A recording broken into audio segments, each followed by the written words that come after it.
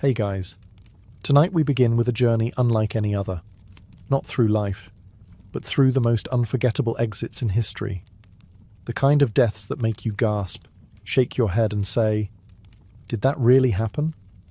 From ancient warriors who chose flames over surrender, to inventors taken out by their own inventions, history's most epic deaths are often as poetic as they are tragic.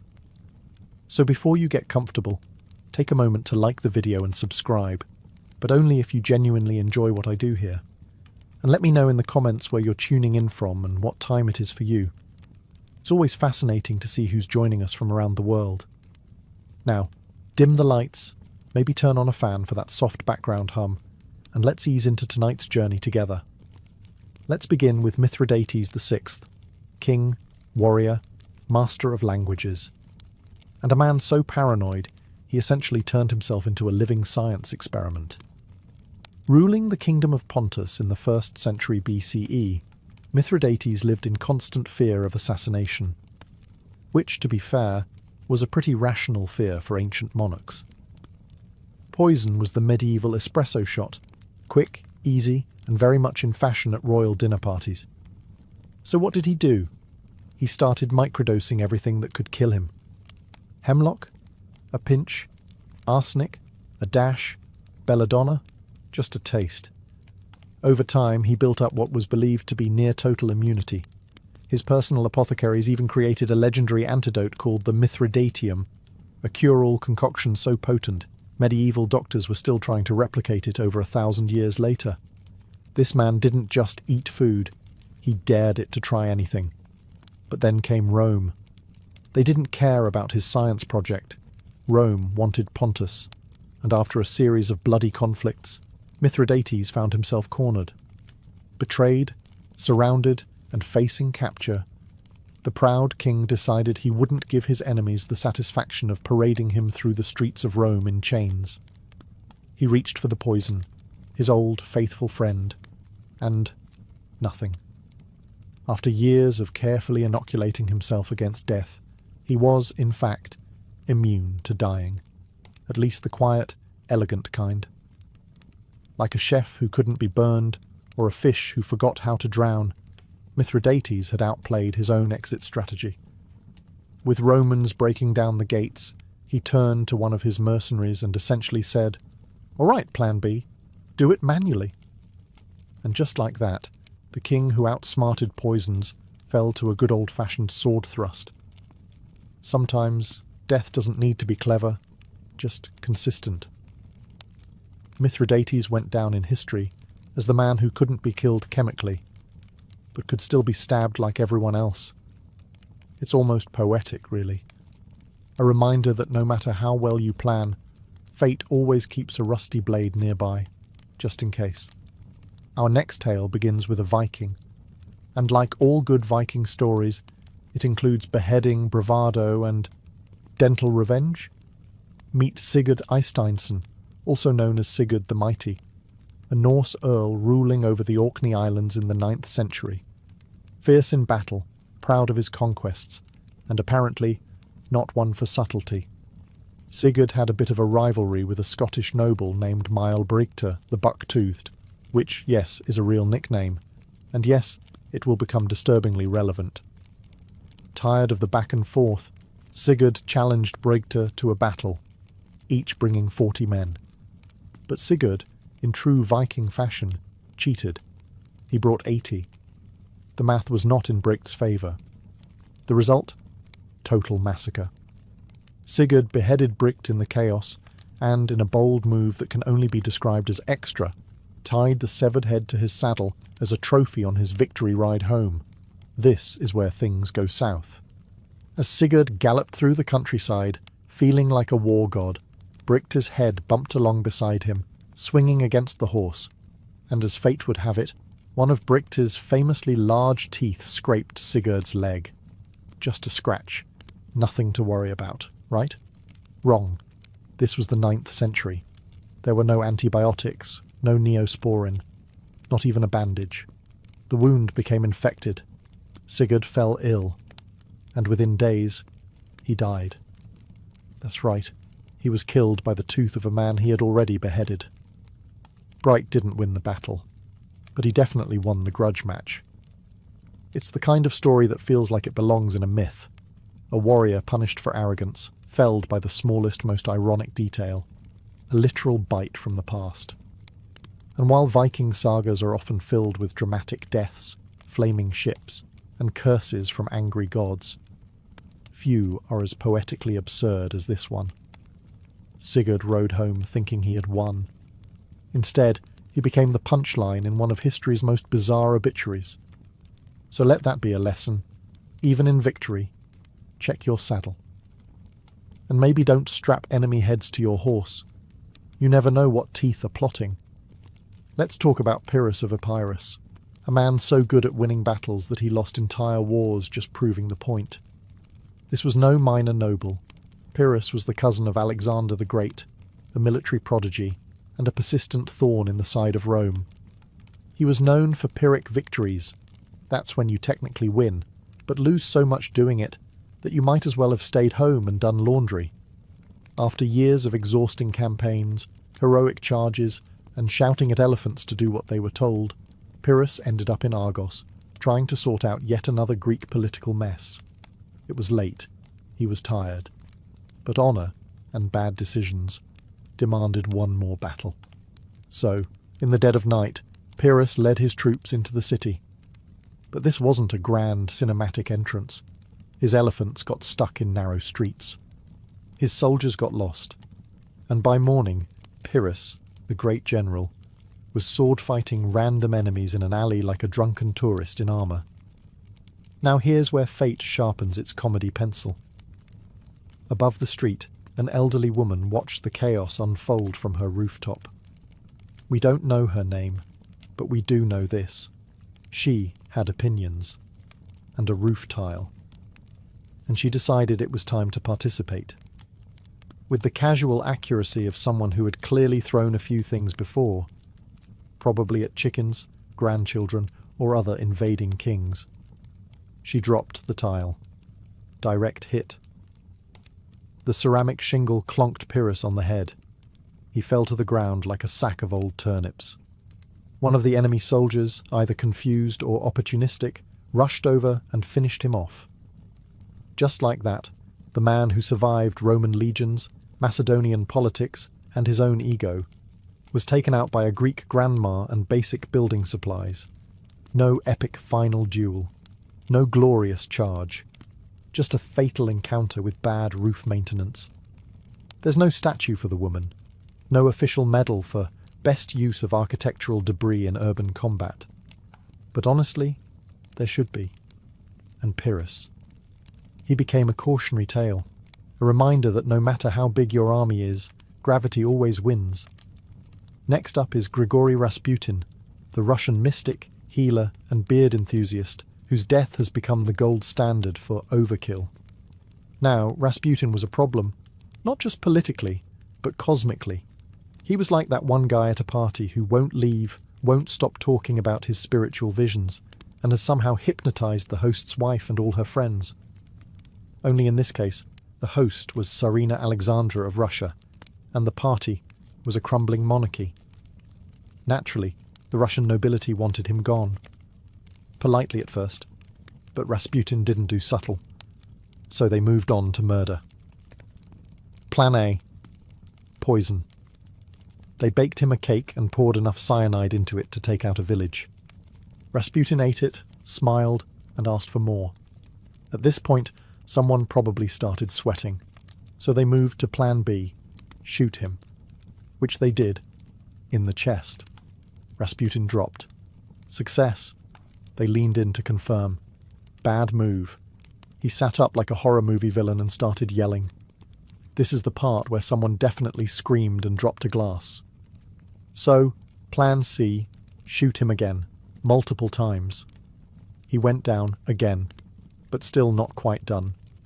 Rasputin then crawled across the floor, allegedly trying to flee the palace. Because why not?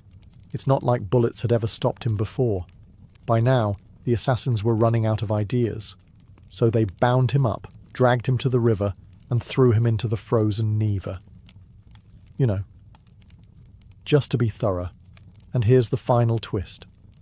When his body was found downstream, his hands were reportedly clawing at the ice, which implies he was still alive, underwater, trying to escape. Because of course he was. It took poison, gunfire, blunt force trauma, and drowning to finally end Rasputin. If they'd tried stabbing him with garlic or driving a stake through his heart, no one would have even blinked. So what do we learn here? Never underestimate a man with terrible hygiene, questionable theology, and skin apparently made of iron. Our next exit comes courtesy of Chrysippus of Soli, a Stoic philosopher from ancient Greece who spent his life contemplating logic, ethics, and, apparently, fig-eating livestock. Now, Stoic philosophers were known for their seriousness. They taught emotional restraint, rational thought, and enduring hardship with a stiff upper lip. But Chrysippus? He went out laughing. Literally. One afternoon, while doing whatever ancient philosophers did between lectures, likely pacing dramatically in a toga, Chrysippus noticed something odd. A donkey eating figs. That's it. That's the scene. But Chrysippus, clearly in a mood, turned to a servant and said, "Give that donkey a drink of wine to wash down the figs." And that's when it happened. He began to laugh. And he didn't stop. Not a polite chuckle. Not a philosopher's smirk. A full-blown, chest-rattling, wheezing, gasping, tears-in-the-eyes laughing fit that ended in death. Yes, the man who could lecture for hours about the nature of the universe died, because he thought a donkey eating fruit and sipping wine was too funny to live through. To be clear, this wasn't the first time ancient Greek philosophers died in bizarre ways. One supposedly choked on a fig, another fell into a well while stargazing. But Chrysippus truly committed to the bit. Imagine the scene. Scholars gathered around, ready for another lesson in virtue, only to find their teacher sprawled on the floor, still smiling, possibly mid-giggle. Not exactly the legacy Plato had in mind. There's something beautifully ironic about a Stoic, someone whose entire life was about controlling emotion, being undone by a single punchline. It's like if a fire safety instructor went out juggling matches near a curtain. And what a legacy. People might forget your theories on metaphysics, but the guy who died laughing at his own donkey joke? That'll be passed down for centuries. Some say laughter is the best medicine. In this case, it was definitely not. Let us now meet Franz Reichelt, a man of vision, a man of ambition, a man who thought, why should only birds have all the fun? Franz was an Austrian-born tailor living in Paris in the early 20th century. But he didn't just sew suits. He wanted to sew history. His idea? A wearable parachute. That's right. Franz dreamed of designing a coat that could transform into wings. Fashion meets aviation. Early aviation was still a mess at this point, with planes that looked like flying kites and crashes being more common than landings. So Franz figured, if pilots had to go down, at least they could glide down in style. After many attempts, tests and prototypes, most of which ended with crash dummies plummeting into the ground, Franz was ready. Or at least he thought he was. Despite friends and authorities begging him not to, he insisted on testing it himself. And what better stage for this dramatic debut than the Eiffel Tower? It was 1912. Franz arrived in full media flair, proudly wearing his flying coat. Reporters gathered, cameras rolled, even police were there, mostly hoping to stop him, but also somewhat curious. He climbed the tower, waved to the crowd, and stood on the ledge. And then he jumped. The parachute? It didn't open, not even a little. Franz fell straight down, like a tailor-shaped brick, and hit the ground at roughly, we don't measure speed in pain, miles per hour. He died instantly, leaving behind a crater, a twisted coat, and an uncomfortable silence among the spectators. It would have been a tragic end, if it weren't also so perfectly ironic. A man who tried to make falling safe by falling. He went out doing what he loved, inventing. Unfortunately, his final prototype also served as his final moment. And as cruel as history can be, it remembers him not as a tailor, not even as an inventor, but as the flying tailor, a man who aimed for the sky and made it to the ground instead. If you thought being a Roman emperor meant eternal glory, flowing togas, and grapes served on silver platters, let me introduce you to Valerian, the only Roman emperor who got captured in battle and then turned into furniture. Valerian ruled during the 3rd century CE, a time when the Roman Empire was cracking like an overcooked lasagna. Plagues, civil wars, barbarian invasions. It was bring your own chaos every year. Still, Valerian tried to hold it all together. One of his main challenges? The Persians, specifically a king named Shapur, who had absolutely no patience for Roman posturing. So Valerian gathered his army and marched east, determined to assert dominance. It did not go well. In the Battle of Edessa, the Roman army was obliterated, and Valerian was taken alive. A rarity back then. Capturing an emperor was like catching a unicorn in a bear trap. You'd think Shapur might ransom him or make a diplomatic power play. Nope. Shapur had a better idea. He used Valerian as a literal human footstool. That's right. Whenever Shapur mounted his horse, he had the former emperor brought out to kneel beneath his boots. Daily. Publicly. It's not just humiliation. It's humiliation with choreography. And just when you thought it couldn't get worse, it did. After years of this royal degradation, Valerian died in captivity. How? The sources disagree, but the most colourful version says Shapur had him skinned, stuffed with straw, and displayed as a war trophy in a Persian temple. A warning to Rome. A triumph for Persia. And, let's be honest, a taxidermist's worst day on the job. Rome, of course, was not pleased. They never officially acknowledged Valerian's fate. They acted like he just sort of disappeared. Probably sipping wine in retirement, right? Sure. But Valerian's fate stuck in the historical memory. A mighty emperor brought down by hubris, bad strategy, and a king with a very literal sense of humour. Say hello to King Adolf Frederick of Sweden, a monarch remembered less for ruling a nation and more for losing a duel with his own dinner. Adolf Frederick reigned during the 18th century, a relatively peaceful time in Swedish history. He wasn't known for waging wars, passing sweeping reforms, or writing philosophical treatises. No, he's famous for eating himself to death, and not metaphorically. This was not a poetic, devoured by ambition situation. This was a literal death by buffet. It was Fat Tuesday 1771, the last day before Lent. A perfect excuse to indulge. And King Adolf did not hold back. According to historical accounts, he consumed lobster caviar sauerkraut, smoked herring champagne, and 14 servings of his favourite dessert, semla. Now, if you've never had a semla, imagine a cardamom-spiced bun filled with almond paste and whipped cream, floating in warm milk. Delicious, fluffy, deceptively innocent.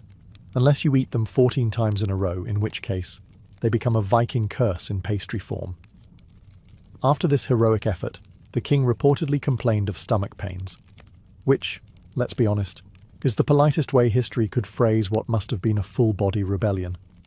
Shortly after, he died. Cause of death? Digestive problems, they said. In modern terms, we might file that under fatal food regret. Swedish citizens were understandably shocked. One minute you have a king, the next he's been outmanoeuvred by a dessert. Not an assassin, not a rebellion, not a duel. Cream and almonds. There's something bizarrely poetic about it. A king, indulging himself one last time, taken out by the very luxury that defined his life.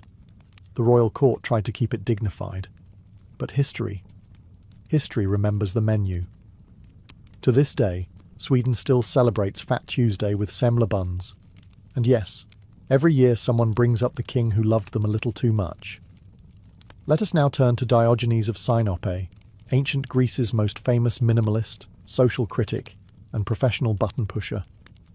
Diogenes was a philosopher of the Cynic school, which is a polite way of saying he didn't care what anyone thought, wore the same tunic every day, and lived in what was essentially a giant clay jar. He believed in living a life free of possessions, social expectations, and personal shame, and he practiced what he preached, publicly, loudly, sometimes indecently. So how did this crusty legend meet his end? Well, ancient sources disagree, which is always a red flag in historical storytelling. But one of the most entertaining accounts claims that Diogenes died by holding his breath. Yes, voluntarily, as in, I'm done with the world. Let me just not inhale again. Some say it was an act of willpower, a final mic drop in a life dedicated to rejecting society. Others suspect he was just really stubborn and possibly trying to prove a point about controlling his own destiny. Now, to be fair, there are other reported causes of his death. One version says he died from eating raw octopus. Another claims he was bitten by a dog, which, given his love for canine metaphors, feels a little too poetic. But the breath-holding theory? That one stuck. Probably because it's just so Diogenes. This was a man who once walked through the streets at high noon with a lantern, claiming he was searching for an honest man. A guy who told Alexander the Great, the most powerful man on earth, to move aside because he was blocking the sun. So yes, choosing to stop breathing because you're simply done with people fits the brand. And the best part, people respected it. The same society he mocked, challenged and rejected ended up honouring him with a public tomb. Turns out, being a curmudgeon with excellent one-liners gets you remembered. Diogenes died the way he lived, dramatically, weirdly, and completely on his own terms. Now we come to Marcus Licinius Crassus, a man so wealthy, he made other Roman millionaires feel like part-time pottery vendors. Crassus wasn't just rich, he was obscenely rich. He owned silver mines, real estate, slaves, fire brigades. Yes, he owned fire brigades, which he sent to burning buildings and offered to help if you sold him the property first. Real estate shark, Roman edition. But he wanted more. Not just gold, glory. He'd already made money. Now he wanted to be remembered like Caesar or Pompey, the kind of man who conquered something larger than a tax loophole. So, in 53 BCE, Crassus decided to invade Parthia, Rome's wealthy eastern neighbour. Think of it as Rome's version of, "Hold my wine, I got this." It was a disaster. He underestimated the Parthians, who had terrifying archers, expert cavalry, and very little interest in being conquered. Crassus walked his army deep into the desert and right into a trap. Thousands of Roman soldiers were massacred. His son was killed. Morale collapsed faster than a Roman aqueduct during budget cuts, and eventually Crassus was captured. Now, the Parthians knew who he was. They'd heard the legends. The richest man in Rome, a man obsessed with wealth, practically a walking coin purse. So as a parting gift, they executed him by pouring molten gold down his throat. You read that correctly. The richest man in Rome died choking on liquid wealth. It was less an execution and more a performance piece. A brutal theatrical message. You wanted gold? Here, take it. All the way to your lungs. Some say it's myth. Others say it's exaggerated. But even if it wasn't exactly how he died, the story spread like wildfire across Rome. And that's the thing with history. Sometimes it prefers poetic justice over boring truth. Crassus's golden demise became a cautionary tale, not just about greed, but about hubris, about flying too close to the sun while holding a bag of coins. If you've ever heard the phrase, "I am Spartacus," know that behind the meme and movie moment lies a man who quite literally fought until no one was left standing, including himself. Spartacus wasn't born a hero. He was a Thracian soldier, captured by Romans and tossed into the brutal, unforgiving world of gladiator schools, which were less Hogwarts for fighters and more daily beatings with occasional bread. He trained, he survived, and then he rebelled. In 73 BCE, along with about 70 fellow gladiators, Spartacus escaped using kitchen knives and whatever else wasn't nailed down.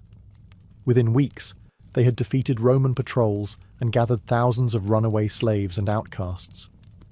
It became a movement, a full-blown slave uprising, right in the heart of Rome's pride. For 2 years, Spartacus led this rebel army. They defeated trained legions, embarrassed Roman generals, and caused panic in the Senate. And through it all, Spartacus refused to be treated like a footnote. He wasn't just escaping, he was fighting back. But the Romans, unsurprisingly, don't enjoy being humiliated for long. Enter Marcus Licinius Crassus. Yes, molten gold throat Crassus from our last chapter, who was tasked with cleaning up the rebellion before it became a full revolution. Eventually, Spartacus and his army were cornered in southern Italy. Outnumbered, surrounded, supplies running low, no escape. But Spartacus didn't surrender. Instead, he did what Spartacus always did. He fought. According to ancient sources, he charged directly toward Crassus himself, slicing through soldiers like a man who had absolutely no interest in retiring quietly. He was wounded, reportedly stabbed multiple times, but kept fighting until he vanished in the crush of battle.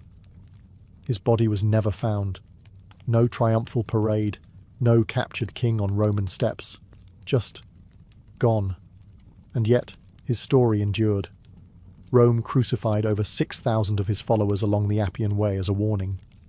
But they couldn't erase the fact that a man who started with kitchen knives had nearly broken their empire's pride. Spartacus didn't just die, he refused to fall. And that kind of ending leaves a louder echo than any emperor's throne. In the chaotic twilight of the Roman Republic, a time when senators plotted over wine and civil wars broke out during lunch breaks, one name flickers briefly before going out in spectacular fashion: Lucius Junius Brutus Damasippus. Now, Damasippus wasn't a household name, but he was a Roman general and a staunch supporter of Marius, one half of the infamous Marius v. Sulla rivalry. Think of it as Rome's version of a political debate, except instead of microphones, everyone had swords and backup legions. When Sulla returned from the east with his battle-hardened army, Rome braced for impact. Damasippus, loyal to the now-defeated Marians, was arrested during Sulla's brutal cleansing of his enemies, a political spring cleaning, except with significantly more blood and fewer dustpans. He was sentenced to execution, along with a handful of other high-profile prisoners. But here's where Damasippus earns his place in our list. As he and the others were being led to their deaths, one of the condemned men began sobbing, pleading for his life. Panicking, Damasippus turned to him and laughing said, "Why weep, fool? Did you not know what business we came here for?" And that was it. No grovelling, no final meal request, just a sardonic one-liner and a confident walk toward the blade. It's the kind of reaction that screams, "I've read the script and I don't need a rewrite." In an age when last words could be poetic, desperate, or full of regret, Damasippus chose dry sarcasm. He faced death like it was a dull committee meeting, mildly inconvenient, but nothing worth losing your dignity over. Was he a great general? Perhaps not. Did he change history? No. But he went out with more composure than most emperors, kings, or philosophers. And sometimes in history that's enough. He faced the end, not with fear, but with a shrug, a joke, and impeccable timing. If history had a most likely to be assassinated by lunchtime yearbook, Caligula would have been on the cover, in full laurel crown. Smiling, born Gaius Julius Caesar Germanicus, he started out promising. The Roman people loved him, the army adored him. He was the son of a war hero, raised in the imperial palace, and for a brief moment in 37 CE, he looked like Rome's golden boy. Then, the cheese slid entirely off the cracker. Caligula's reign spiraled into a fever dream of paranoia, delusion, and performance art-level governance. He declared himself a god, demanded to be worshipped as such, and, famously, appointed his horse, Incitatus, as a senator. Now, to be fair, the horse never attended a session, but he had a marble stable, a jeweled collar, and, allegedly, better table manners than most of the Senate. Caligula executed senators for blinking suspiciously, made war declarations on Poseidon, yes, the sea god, and once ordered his army to collect seashells as war trophies. This wasn't just madness. It was creative madness. Eventually, even his closest guards got tired of dodging his daily whims. His behaviour was unpredictable, his punishments theatrical, and Rome was tired of being ruled by a man who thought reality was optional. So, in 41 CE, a group of conspirators led by members of the Praetorian Guard, his own security detail, decided it was time for a performance of their own. They cornered him in a corridor beneath the palace. No speeches, no poetic farewells, just stabbing. Lots of it. One source says over 30 wounds were inflicted. That's not an assassination. That's a strongly worded group project. His body was dumped in a shallow grave. No honours, no state funeral, just the end of a man who once tried to replace statues of gods with statues of himself. And yet, Caligula is still remembered. Not for wisdom or reform, but for turning Rome into a circus and ruling it like a fever dream. He died as dramatically as he lived, surrounded by blades, betrayed by his own, and probably thinking, my horse could have run this place better. And, honestly, he might have been right. Few people in history have had a death as weirdly specific and wine-themed as George Plantagenet, Duke of Clarence. Now, if the name rings a bell, it's because George was smack in the middle of England's messiest family feud, the Wars of the Roses. Think of it as a 15th century version of Game of Thrones, except with more velvet hats and fewer dragons. George was the younger brother of King Edward IV, and the older brother of Richard III. Yes, that Richard III. And for a time, George was right in line for the throne. Unfortunately, George had two fatal flaws: ambition and a complete lack of self-preservation. He switched sides in the Civil War more than once, plotting rebellions, aligning with whoever looked strongest that week, and making enemies faster than a medieval tax collector. Eventually, King Edward, tired of George's constant backstabbing, sometimes literal, had him arrested for treason. Now, Edward faced a problem. How do you execute your own brother without making it look like a PR nightmare? Enter the weirdest royal death solution in English history. According to chroniclers, George was given a choice in how he'd like to die, and he supposedly picked being drowned in a barrel of Malmsey wine. Let that sink in. Not gallows, not axe, not even a respectable poisoning. A wine barrel, full of it, as if he wanted his obituary to read, "Died doing what he loved." Was this poetic? Ironic? A joke that went too far? Historians still argue about whether it really happened, or if it was a satirical flourish added later. But the image stuck. And honestly, even if it's exaggerated, it feels like something Clarence would have requested. Messy, extravagant, and mildly ridiculous. He was buried in Westminster Abbey, probably stone-cold sober by then, and largely forgotten except for the rather splashy nature of his demise. So if you ever feel like your family has drama, just remember, at least no one's been accused of treason, sentenced to death by wine barrel, and turned into England's most drinkable cautionary tale. Now that's a vintage ending. To close out our journey of legendary exits, we arrive at a tale that proves brilliance is no defence against bad timing. The death of Archimedes, the greatest mind of ancient Greece, tragically felled by a guy who did not care about geometry. Archimedes was a mathematician, engineer, inventor. Basically the kind of guy who could glance at a puddle and discover fluid mechanics. He invented levers, pulleys, war machines, and once reportedly defended the city of Syracuse with giant mirrors that reflected sunlight to set Roman ships on fire. Whether or not that last bit is true, the man was undeniably sharp. Unfortunately, what he wasn't was social. In 212 BCE, the Romans finally captured Syracuse after a long and brutal siege. Soldiers poured into the city, looting, shouting, searching for enemies. And there, on the ground, bent over a diagram in the sand, was Archimedes. He was sketching, deep in thought, probably working out some eternal truth about spirals or catapults or how many camels it takes to fill a bath. A Roman soldier approached. Now most people, upon seeing a man with a sword, might stand up, greet him, maybe say, "Please don't kill me." But not Archimedes. Legend says he simply looked up and said, "Do not disturb my circles." That was it. No plea, no introduction, just a firm boundary about his geometry. The soldier, either offended, confused, or simply not a fan of math, killed him on the spot. A casual, almost bureaucratic end to one of the greatest minds in history. When the Roman general Marcellus found out, he was furious. He'd given strict orders that Archimedes be spared. The man was too valuable, too brilliant to waste. But alas, brilliance is no match for a confused foot soldier and a bad attitude. There's a strange poetry in it. Archimedes, the man who calculated the volume of irregular shapes and invented the screw pump, felled not by a rival genius, but by someone who probably didn't even know what a hypotenuse was. And so, one of history's brightest lights was snuffed out, mid-equation. Let that be a lesson.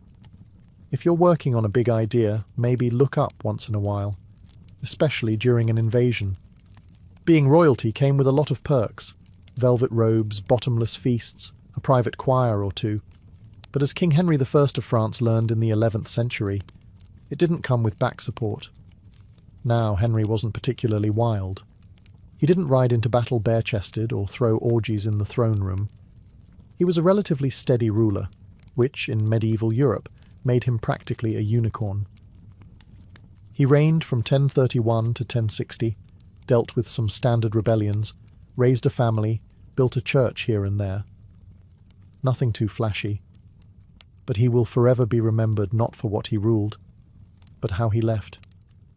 The story goes that one day, after sitting for a long time, perhaps in prayer, or more likely just after a really long royal meeting, King Henry stood up too quickly, and that was it. He collapsed. Possibly a stroke, possibly an aneurysm, possibly just gravity asserting dominance. Whatever it was, he died shortly afterward. To be fair, medicine in the 11th century wasn't exactly known for its diagnostic accuracy. The local physician probably waved some herbs over his chest, muttered something about bad humours, and recommended immediate bleeding. Spoiler: it didn't work. And thus, the King of France became one of the first recorded victims of what modern science might call orthostatic hypertension. That weird head rush you get when you stand up too fast and suddenly see stars. Only in his case, it wasn't just dizziness. It was the end credits. Now you might think that dying after standing up is a little too anticlimactic for a king. But consider the symbolism. A man who ruled for decades, made it through wars, plots, and plague, brought down by a swift change in posture. It's like history whispering, even kings aren't safe from leg cramps. In medieval Japan, where honour was often measured in sword strokes and dramatic exits, Sesshu Toyo chose a quieter legacy, one made of ink, silence, and extraordinary patience. Born in 1420, Sesshu was raised in a temple, trained as a Zen monk, and, like most monks, expected to follow a life of meditation, humility, and sweeping floors. Except Sesshu had a problem. He loved to draw. Constantly. Obsessively. Especially when he wasn't supposed to. There's even a famous story that as a child, when punished and tied up for neglecting his duties, he used his toe to draw a mouse on the floor so lifelike that the monks were reportedly startled. That's right. His detention doodles had jump scares. Sesshu later travelled to China to study ink painting at its source. He returned to Japan with a style so bold, fluid, and emotionally charged that it changed Japanese art forever. Landscapes that looked like they were breathed onto the page, mountains that seemed to hover in mist, trees with more personality than most dinner guests. He grew old, painting nature and emptiness, classic Zen themes. But unlike the samurai of his age, who often died dramatically in battle or ritual suicide, Sesshu simply kept painting. And when his time came, he faced death as he faced life, with a brush in hand. Legend says that as he lay dying in 1506, Sesshu asked for ink and paper. His final act? A single bold stroke, one last line on the page. Simple, intense, mysterious. No signature, no explanation, just a brushstroke to mark the exit, as if to say, this is enough.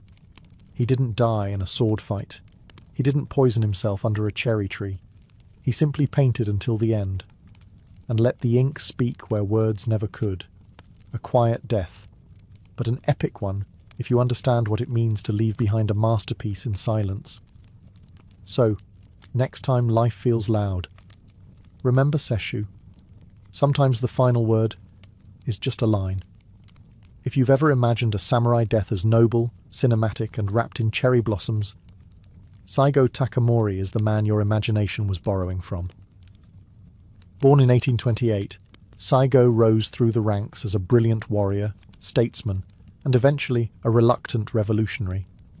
He helped lead the Meiji Restoration, which modernized Japan, abolished the feudal system, and unfortunately made samurai about as useful as a fax machine in a smartphone world. Many samurai adapted. Saigo did not. As reforms swept through Japan, banning swords, samurai stipends, and everything else that rhymed with tradition, Saigo became the quiet face of discontent. And in 1877, when the Satsuma Rebellion ignited, he stood at the front. It was supposed to be a protest. It turned into a war. Saigo, with a few thousand die-hard warriors, marched against the Imperial Army, a force now armed with rifles, artillery, and significantly fewer nostalgic ideals. For months they fought, outnumbered, outgunned, undeniably doomed. And still, Saigo refused to retreat. Eventually, at the Battle of Shiroyama, the final stand came. Surrounded, wounded, and watching his army crumble, Saigo turned to his remaining men. What followed is still debated. Did he commit seppuku, the ritual suicide of a samurai? Or was he too injured and asked a loyal follower to end it quickly? Either way, he died with his sword beside him, facing the future he helped build, but no longer belonged to. Japan mourned him, then immediately made him a legend. The government that defeated him eventually pardoned him posthumously, raised statues in his honour, and began telling schoolchildren how noble he was, as if they'd never aimed cannons at him in the first place. Saigo became the perfect tragic symbol, the man who fought for honour in a world that had moved on. Sometimes, you don't need to win to become immortal. You just need to lose like a legend. Jesse James wasn't just an outlaw. He was the poster child for American rebellion, the guy with a pistol in one hand and a train schedule in the other. Born in 1847 in Missouri, Jesse James started out as a Confederate guerrilla fighter, robbing Union soldiers and burning things that didn't belong to him. After the war, he figured, why stop now? And upgraded from rebel to full-time legend, leading the James Younger gang on a decade-long crime spree of bank heists, stagecoach stick-ups, and train robberies across the American Midwest. To the newspapers, he was a hero. To the banks, a nightmare. To most lawmen, a walking target with a bounty big enough to cause trust issues in any friend group. Which brings us to Robert Ford, Jesse's so-called friend and gang member, who had recently been promised a pardon and a $10,000 reward for helping bring Jesse in. Dead or alive. In April 1882, Jesse James was hiding out in St. Joseph, Missouri, living under an alias. Robert Ford and his brother were staying with him, like roommates, but with more loaded weapons and fewer boundaries. On the morning of April 3rd, Jesse took off his guns, rare, and stepped up on a chair to dust a framed picture on the wall. A domestic moment. A little too peaceful. Ford took out his revolver, aimed at Jesse's back, and shot him in the head. Mid-sentence, mid-movement, mid-dusting. The legend of the Wild West fell from a chair with a household chore unfinished. which feels, somehow, both epic and incredibly mundane. Robert Ford expected to be hailed as a hero. Instead, he was widely despised. The public didn't love Jesse because he was good. They loved him because he was bold, and killing him like that? It wasn't brave, it was convenient. Jesse James died not in a blaze of gunfire or a dramatic shootout, but in his socks, betrayed by a man drinking his coffee. Sometimes history isn't a duel at high noon. Sometimes it's just someone who turned their back, and someone else who couldn't resist the reward. If you've never heard of Isambard Kingdom Brunel, just know this. He wore a top hat, built half of Victorian Britain, and had a name that sounded like it should come with its own locomotive. Born in 1806, Brunel was the kind of genius who sketched bridges during breakfast and casually redefined what an impossible project looked like. He built tunnels under rivers, suspension bridges over valleys, and trains that moved faster than common sense allowed. But his biggest dream? Ships. Big ones. Really big ones. In the mid-19th century, Brunel designed the SS Great Eastern, a steamship so massive it made other vessels look like bath toys. It was over 700 feet long, powered by both paddle wheels and a screw propeller, and designed to sail from England to Australia without refuelling. It was also, unfortunately, cursed from the start.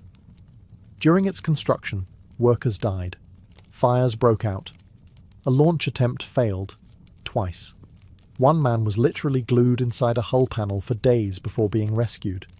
The ship was so heavy it had to be launched sideways, which sounds cool until you realize it almost flattened a warehouse.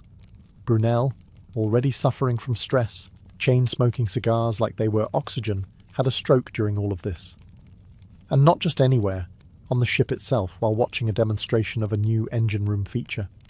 Some say the stress killed him, others say it was the absurd weight of expectation. Either way, he died just days before the ship's maiden voyage in 1859. And here's the kicker. On that first journey, the ship exploded. A steam pipe ruptured. 6 people died. It survived the voyage, but the dream? Already cracked. Brunel's death wasn't as theatrical as a battlefield or betrayal, but it was poetic.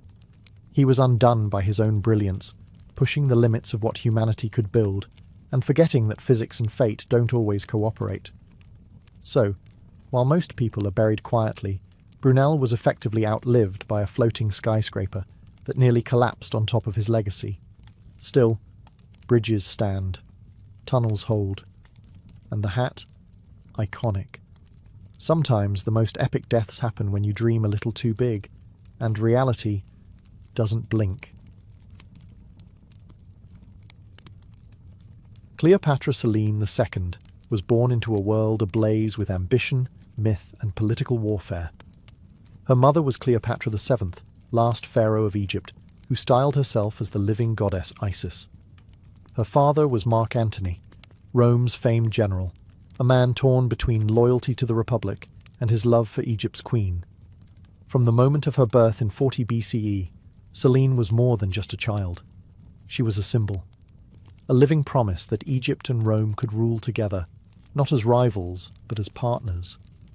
She was born in Alexandria, the city of wonders. Imagine growing up under marble colonnades and towering obelisks, where priests chanted in ancient tongues and philosophers argued under star maps. The Library of Alexandria was still breathing, the cult of Isis still powerful.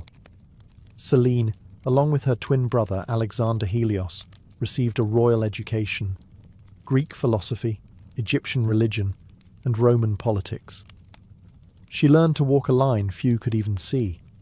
But despite the incense and ceremony, she was also born into a political trap. Cleopatra and Antony had carved up the Eastern Mediterranean like a wedding cake, giving their children grand titles they had no real armies to back. Little Selene was crowned Queen of Cyrenaica and Libya before she could even speak. Her name meant moon, twin to her brother's sun. But the moon would soon have to learn how to survive in darkness. Back in Rome, Octavian, later Augustus, watched all of this with cold calculation. Antony's alliance with Cleopatra was more than scandalous. It was treasonous. When war broke out between Octavian and Antony, Silene's fate was sealed by adult choices she had no control over. At just 10 years old, she watched her world unravel. The Battle of Actium in 31 BCE ended in crushing defeat for her parents. Her father took his own life. Her mother followed, famously choosing a cobra's bite over a Roman parade. And then, everything changed. Selene, once cradled in gold, was now a prisoner. Orphaned. Captive of the very man who had destroyed her family. But she didn't scream. She didn't collapse. History doesn't give us her words, but it does show us her next move. She did what few royal children did in the wake of catastrophe. She survived. And that was only the beginning. After the dust of Alexandria settled, Cleopatra Selene, barely 10 years old, was taken across the Mediterranean as a war trophy. She arrived in Rome not as a princess, but as a symbol of Octavian's triumph.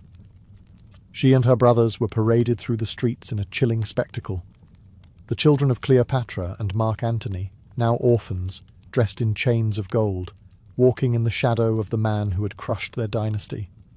Imagine that for a moment. The daughter of gods paraded like loot. The same streets where Julius Caesar had once been hailed were now her stage of humiliation.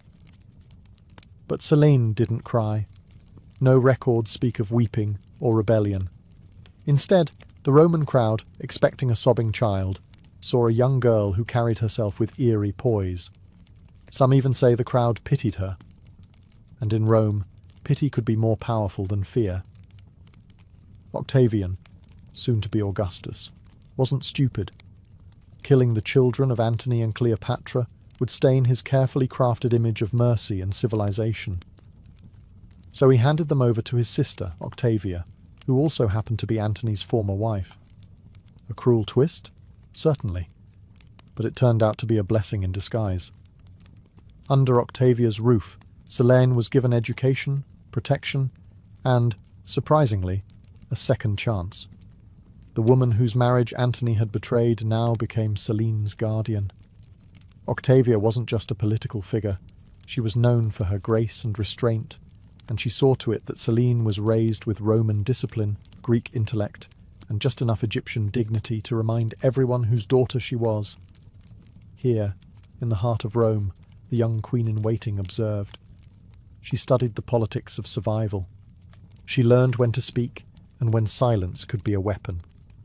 She mastered Latin, studied rhetoric, and read the myths of a people who had destroyed her lineage. She saw how Roman women moved through power, not with crowns, but through marriage, influence, and cunning. While her brothers faded into obscurity, Selene adapted. She didn't fight Rome with swords. She fought it by understanding it. She learned that survival meant becoming indispensable to the system that once tried to erase her. In public, she was a ward, a Romanized princess. But behind those calculating eyes was a girl quietly plotting her return to the world stage. Not in rebellion, but through something far more dangerous. Marriage. Cleopatra Selene's transformation from captive to queen did not come by force. It came through strategy. As she entered her teenage years, Rome was reshaping the world in its image, and client kings were being installed like chess pieces across its vast empire.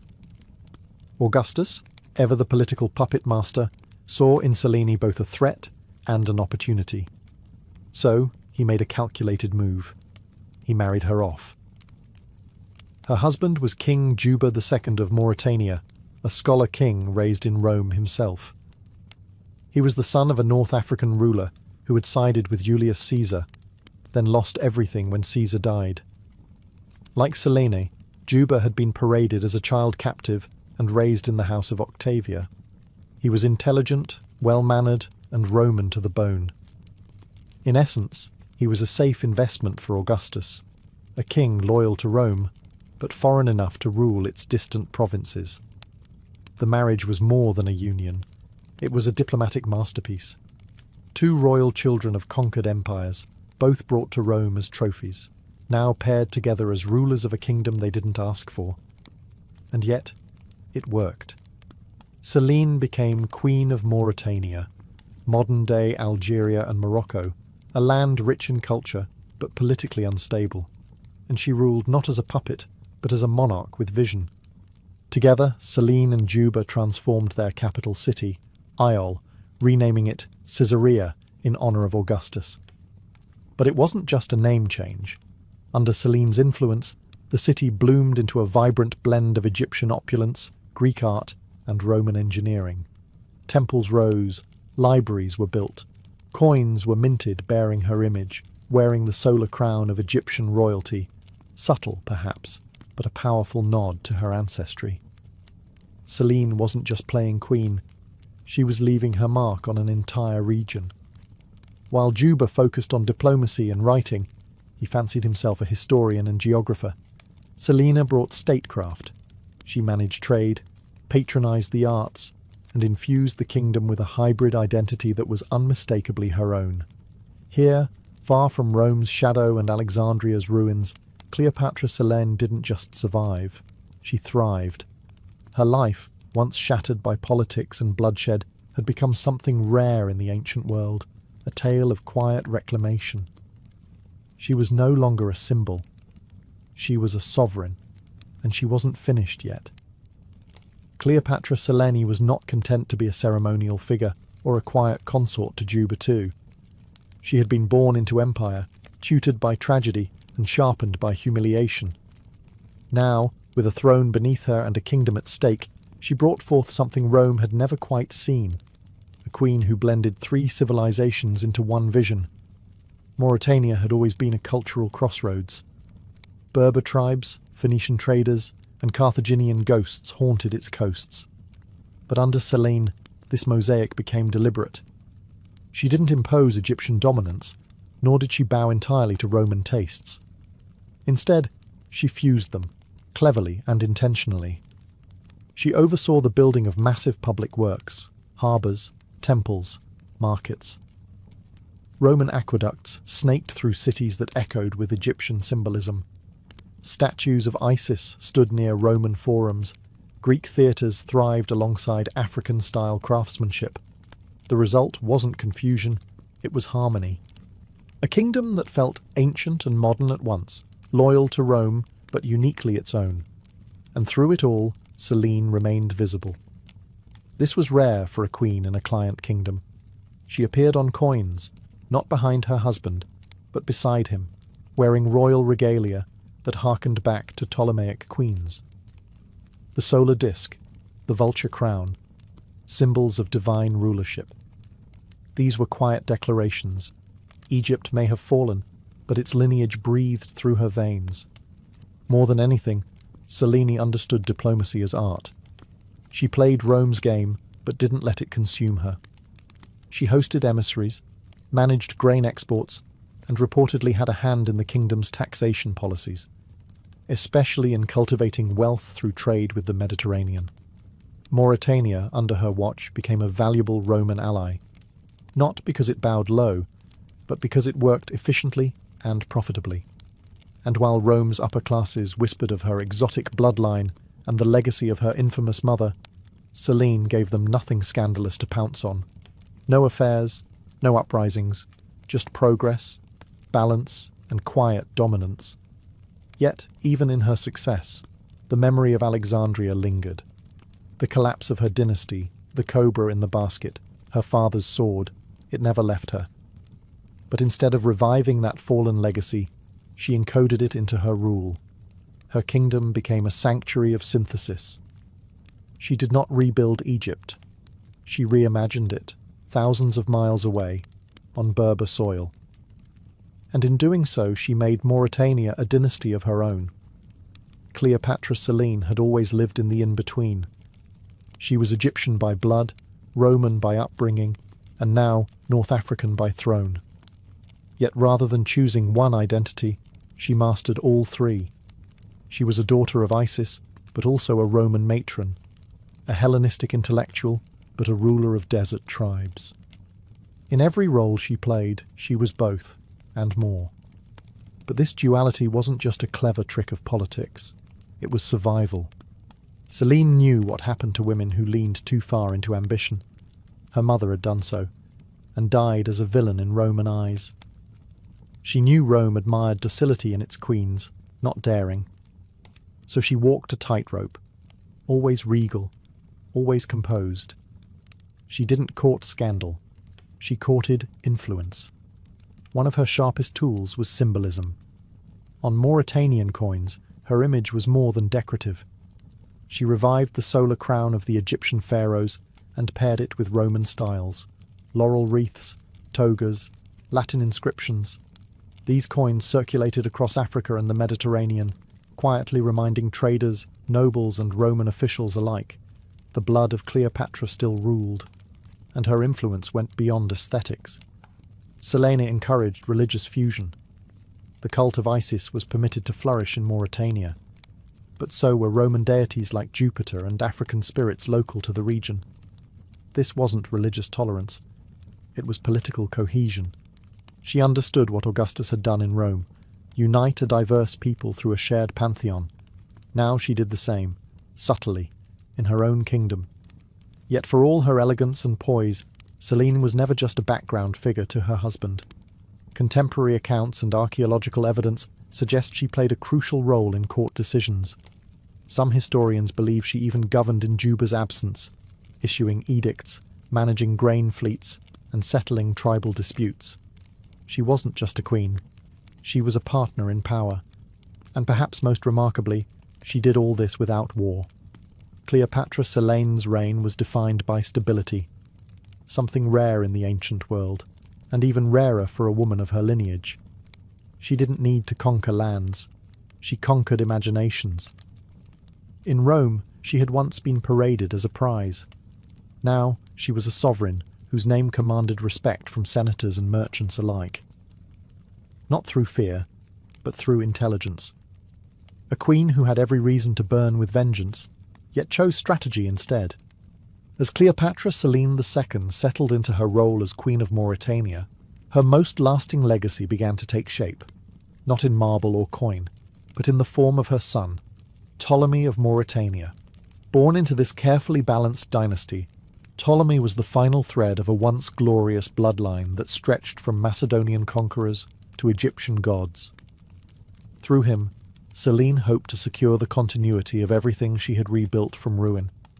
She raised him not merely as a prince, but as a living synthesis of empire. Ptolemy's education was elite, befitting someone with blood ties to both Julius Caesar and the Ptolemies. He learned Latin law, Greek philosophy, and Egyptian religious customs. And most importantly, he learned diplomacy from the best possible teacher, his mother. Selene likely saw herself in the boy. Like her, he was born into a political chess game. Like her, he would have to survive in a world where lineage could be both a crown and a curse. But unlike her, Ptolemy had the benefit of stability, of growing up in a kingdom his mother had already moulded into a sanctuary of balance. Yet Selene wasn't naive. She had seen how quickly dynasties fall when heirs grow soft or reckless, so she prepared him. Not with swords, but with the tools of negotiation, politics, and culture. She ensured he would be fluent in the languages of power, literally and figuratively. But perhaps most fascinating is that Selene never tried to resurrect Egypt through her son.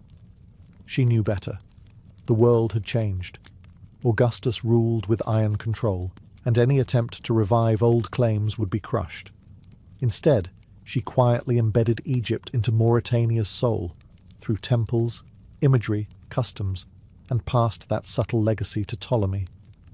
Her plan worked, at least for a time. Ptolemy eventually succeeded his father and ruled as king in his own right. Rome tolerated him, respected him, even granted him honorary consulship. He was treated like a prince of the blood, because that's exactly what he was. Through Ptolemy, Selene had done what her parents couldn't. She ensured the survival of their line without bloodshed. Her child wasn't a symbol of defeat, but of adaptation. and through him, her silent empire endured just a little longer. History often favours the loud, the conquerors, the revolutionaries, the mad emperors. But Cleopatra Selina left her legacy in whispers. No dramatic speeches survive, no scrolls filled with her philosophies. And yet, her fingerprints are everywhere, in the coins, the cities, the policies, and the quiet survival of a once-doomed dynasty. As she entered the later years of her reign, Selene faded from Roman records. Some historians interpret this silence as political erasure. Others believe it was by her design. After all, visibility in Rome came with a price, especially for a woman with her ancestry. Perhaps she preferred to rule from the shadows, effective, invisible, and untouched by scandal. There are no records of scandal in her life. No betrayals, no affairs, no executions ordered in passion. That, in itself, is remarkable. Selene navigated a world defined by male egos, shifting alliances and cultural prejudice without once giving her enemies a foothold. She understood power not as something to flash, but to wield subtly. And perhaps that subtlety was her revenge. One of her most powerful acts may have been the absence of vengeance. Unlike her mother, she never sought to reclaim Egypt. She didn't challenge Augustus or agitate against Rome. Instead, she ensured that her people, those who had followed her from Alexandria or remembered the old gods, were given refuge in her hybrid kingdom. Archaeological findings suggest Mauritania, under her reign, saw a fusion of religious practices: Egyptian funerary art found alongside Roman mosaics, North African shrines dedicated to Isis nestled beside altars to Jupiter. It was a spiritual mosaic held together by her quiet hand. Even the capital city, Caesarea, bore her influence. While named after Augustus, its soul reflected her. Public works flourished, architecture carried Hellenistic elegance, and local crafts were elevated to state-sponsored prestige. She wasn't rebuilding Alexandria. She was outgrowing it. And yet, there was always the memory of her mother, glorified and vilified, of her father, disgraced and fallen, of a city lost, a dynasty ended, and a bloodline nearly erased. Selene didn't speak of these things.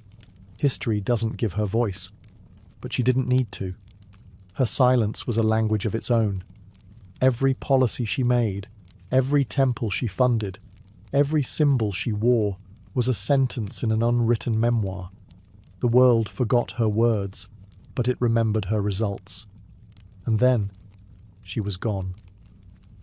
Cleopatra Selene II, queen, daughter of two legends, ruler of a kingdom crafted in cultural gold, simply disappears from the record. No triumphant obituary, no preserved tomb. No Roman historian thought her final days worth documenting. For someone born amid fireworks of history, her end came like a fading candle. We can estimate her death around 5 BCE, based on the abrupt absence of her name from official documents and coinage. One day she was co-ruling Mauritania. The next, only Juba II appeared on the currency. No fanfare, no funeral inscription, just silence. But that silence is telling. In ancient royal circles, a quiet exit often meant one of two things. Either she died naturally and was mourned in private, or someone had reasons to erase her. And considering the political tightrope she walked for decades, both are possible. Still, there's no hint of scandal. Juba continued to rule after her death, but Mauritania never shone as brightly again. He married again, to Glaphyra, a Cappadocian princess. But that marriage ended quickly, and with far less legacy. Juba wrote books, governed dutifully, but something about the realm seemed dimmer. Selene, it seemed, had been more than queen. She had been the soul of the court. Her son Ptolemy took on the mantle after his parents, but even he would meet a tragic end, executed in Rome by Emperor Caligula decades later, for reasons still debated. With him, Cleopatra Selene's bloodline truly ended, and yet her fingerprints remained. Coins bearing her crowned image continued to circulate. Egyptian cults she had supported lived on in North Africa for centuries. The cities she shaped, like Caesarea, became hubs of trade and learning under Roman rule. Her legacy endured, not in thunderclaps, but in the long, slow turning of civilization. She had no epic tomb, but she built a kingdom. She left no famous speeches, but her policies changed lives. She raised no armies, but she conquered the chaos left by her parents and turned it into order. Cleopatra Selene vanished from the page, but only because she had already etched herself into the fabric of empire. And maybe that was her final act of brilliance, to vanish not as a victim of history, but as its architect. Cleopatra Selene II may have died in silence, but her story didn't end there. Her legacy lived on through her son, Ptolemy of Mauritania, a prince who embodied centuries of ambition, myth, and survival. He was the last known descendant of the Ptolemaic dynasty, the final living echo of Alexander the Great's generals and Egyptian pharaohs. Raised in the polished world his mother helped build, Ptolemy inherited not just a kingdom, but a delicate political legacy. He was young, wealthy, and Romanized, fluent in Greek, Latin, and diplomacy. His reign in Mauritania, though not as transformative as his mother's, was marked by continued prosperity and loyalty to Rome. But he walked a dangerous line, a client king with royal blood too grand for Rome to ignore. Initially, he played his role well. Augustus had granted him the rank of Roman senator, and later emperors welcomed him at court. He was praised for his wealth, his generosity, and his elegant lifestyle. The man wore purple, as was his right, and dined with emperors. But with every nod of favour came a whisper of envy. Ptolemy had what many Roman nobles feared, ancient legitimacy, and Rome, especially under unstable rulers, never trusted legacy. His downfall came under Caligula, the notoriously erratic emperor. Ptolemy visited Rome around 40 CE, reportedly dressed in regal splendour, perhaps too much for Caligula's fragile ego. According to ancient sources, Caligula said, "There is only room for one king in Rome." Soon after, Ptolemy was executed. No trial, no war, just sudden erasure. With his death, the dynasty of Cleopatra, of Alexander, of Isis herself, was finally extinguished. The bloodline that once ruled the most learned city on earth ended not with a battle or rebellion, but a paranoid emperor's whim. But Ptolemy's death, like his mother's, didn't erase their influence. Mauritania was annexed and reorganized into a Roman province, but it carried the blueprint Selene had drawn: cities, temples, hybrid traditions. Even in death she shaped the land. And though Rome tried to bury the dynasty, it never quite succeeded. The Ptolemies became myth. Cleopatra Selene, once paraded as a spoil of war, had outlived her enemies through legacy, culture, and her son's brief but glittering flame. The last Ptolemy fell, but the world he inherited still bore her name, her symbols, and her silent strength. Before the age of printed books, before the ink-drenched scrolls of Alexandria, there was clay, cold, heavy, and oddly eternal. And atop that clay, scratched in cuneiform, sat the earliest known library in human history, built by a king who wanted to be remembered not for conquest, but for knowledge. Welcome to Nineveh. The year is around 650 BCE. The king is Ashurbanipal, ruler of the Neo-Assyrian Empire and self-proclaimed king of the world. But unlike most rulers of his time, Ashurbanipal wasn't satisfied with temples and war trophies. He wanted something more profound, a vault for all human wisdom. In the heart of his palace complex, he ordered the creation of a massive repository of knowledge. The library of Ashurbanipal was no mere storage closet. It was a deliberate project to collect, organize, and protect the intellectual heritage of Mesopotamia. And by collect, we mean confiscate, copy, and catalogue. Royal agents were dispatched across the empire, demanding texts from priests, scholars, and scribes. By the time the library neared completion, it held over 30,000 clay tablets. Medicine, astrology, religious rituals, royal decrees, legal codes, dictionaries, even love poems and exorcism instructions. And among them sat the oldest known version of the Epic of Gilgamesh, inscribed in careful lines on baked clay. Each tablet was labelled and categorized, shelved in separate rooms by genre and function. Ashurbanipal's library even included a primitive referencing system, labels etched into the tablets noting where each text belonged. You could call it a proto-catalogue, long before librarians invented card systems. And Ashurbanipal, he read them, or at least claimed to. Unlike most kings, he boasted of being literate in Sumerian and Akkadian, languages already ancient in his time. His inscriptions declare, "I have read the cunningly written tablets of Sumer and the obscure Akkadian language which is hard to master." But this treasure trove wouldn't last. When Nineveh fell to a coalition of Babylonians and Medes in 612 BCE, the palace was burned to the ground. Ironically, that fire preserved many tablets by baking them hard, locking their texts in time. Thousands of years later, archaeologists unearthed the scorched remains. And in that silence, they found a king's dream, a clay time capsule of human memory, stubbornly refusing to disappear. While Assyria carved knowledge into clay, the Egyptians etched their wisdom into something far more elegant, papyrus.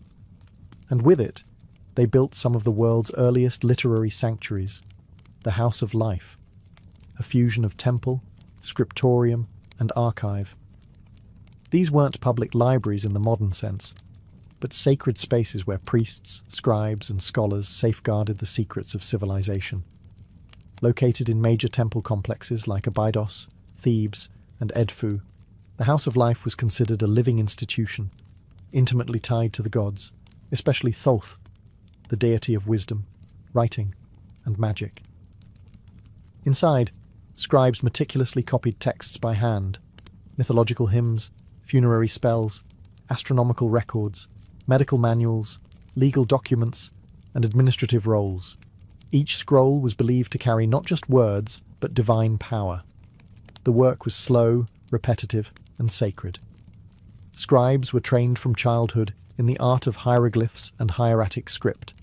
A mistake wasn't just a scribal error, it was a spiritual failure, and papyrus, fragile and precious, could only be stored in dry, carefully managed conditions. Scrolls were kept in wooden boxes, or in ceramic jars, labelled with string and tags. Each House of Life had its own classification system, although none survive in full detail. Perhaps the most famous example was at Perank in Thebes, where royal medical texts were copied and preserved for generations. It's likely where the Ebers Papyrus, an ancient Egyptian medical treatise filled with remedies, incantations, and surgical guidance, was produced and transmitted. But access to these libraries was highly restricted. They were not places of public enlightenment, but elite workshops for priests and royal advisors. Knowledge in Egypt was power, and power was guarded jealously. What you knew could determine your social rank, your religious role, or your fate in the afterlife, especially when your knowledge included spells from the Book of the Dead. And yet, these institutions served as bridges, linking one generation of scribes to the next, preserving Egypt's cultural identity through conquest, drought, and dynastic change. When invaders came, Persians, Greeks, Romans, the houses of life faded. Their scrolls vanished, burned, or rotted, but fragments survive in tombs, buried with mummies, or scattered through trade. Whispered in ink on brittle papyrus, ancient Egypt's wisdom didn't vanish entirely. It just slipped between the cracks of history, waiting to be unrolled. Long before modern catalogues, Babylon had its own information empire, one built on bricks, stars, and divine order. While Ashurbanipal's library was the most famous, Babylon's own centres of learning stretched across temples, ziggurats, and royal courts. Here, Libraries weren't just collections of texts, they were cosmological blueprints, storing the secrets of gods, calendars, and kings. At the heart of Babylon's scholarly life were the temples of Esagila and Isidra, home to priest-scholars known as Umanu. These men weren't just scribes, they were mathematicians, astronomers, healers, and astrologers, and their libraries were compact, durable, and incredibly specific. Clay tablets filled with lists, omens, rituals, and calculations were carefully stacked in clay jars or pigeonholed into walls like ancient filing cabinets.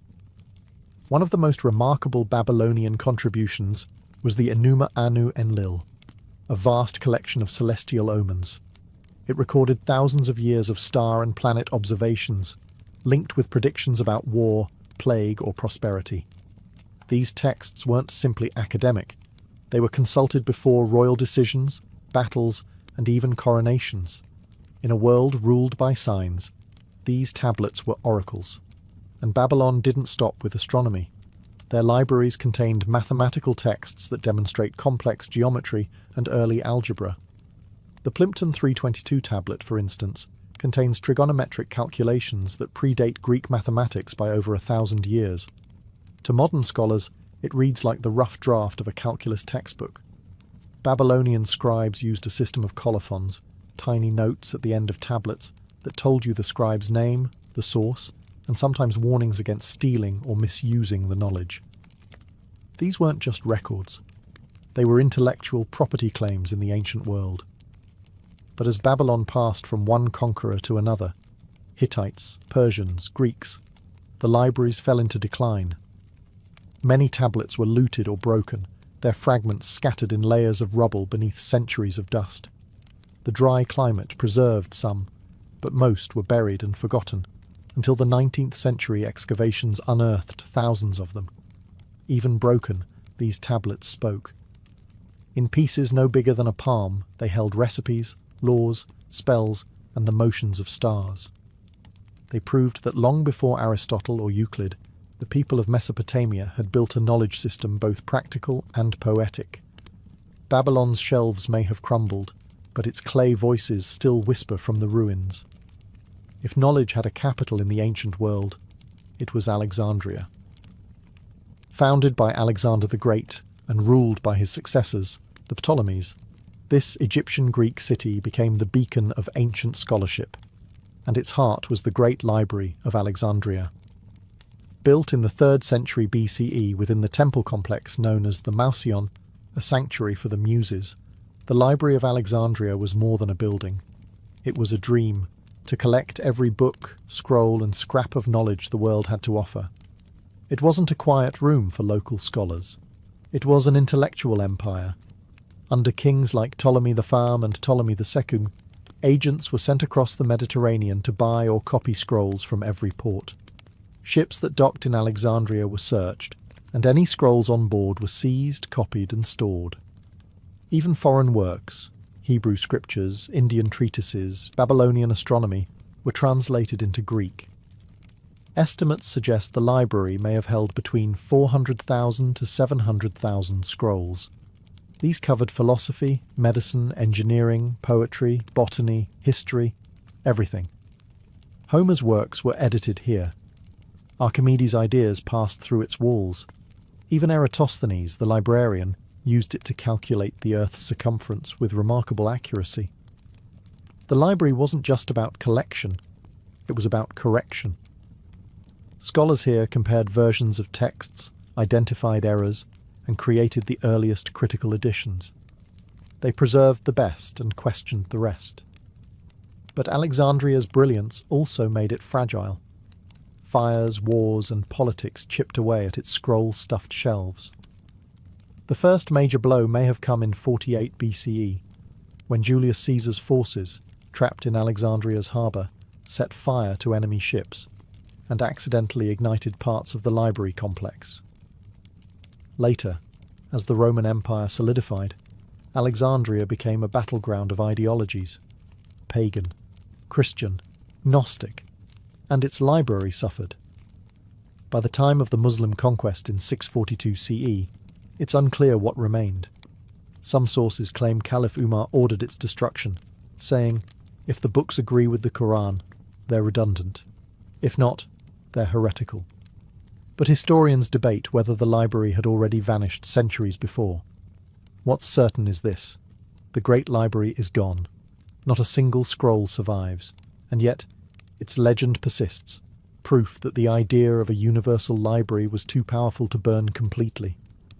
Alexandria became a symbol of what humanity once had, and tragically, what it lost. While Alexandria basked in fame, another city was quietly building a rival library, one that would challenge its dominance and revolutionize the very material of writing. That city was Pergamon, located in what is now modern-day Turkey. Under the rule of the Attalid dynasty in the 3rd and 2nd centuries BCE, Pergamon became a cultural powerhouse, and at its centre stood the Library of Pergamon. Founded by King Eumenes II, the library was said to house over 200,000 scrolls, making it second only to Alexandria. But it wasn't just about the numbers. Pergamon emphasised quality, carefully curated texts, pristine organisation, and a scholarly environment that nurtured philosophical thought, medical advancement, and historical documentation. And it had one critical advantage: parchment. Legend has it that when the Ptolemies of Egypt heard of Pergamon's rise, they banned the export of papyrus to starve their rival of writing material. Pergamon responded by refining the use of animal skin, pergamenum, or parchment. This wasn't entirely new, but Pergamon's scribes elevated it into a durable, reusable, and smoother surface, more resistant to moisture than papyrus. This technological leap changed everything. Scrolls became sturdier, longer lasting, and eventually more portable. It was a pivotal moment in the evolution from scroll to codex, the precursor of the modern book.